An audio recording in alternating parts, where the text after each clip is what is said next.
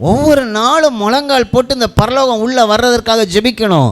அதனால தான் ஆண்டவர் ஜெபத்தில் ஃபர்ஸ்ட் சொல்லி கொடுத்தார், பரமண்டலத்தில் இருக்கிற எங்கள் பிதாவே. வெளிப்படுத்தின விசேஷம் 1-3 அதிகாரம் வரைக்கும் திருச்சபைக்குள்ளாக இருக்க வேண்டியதை யோவான் பேசிக்கிட்டே இருக்கான்.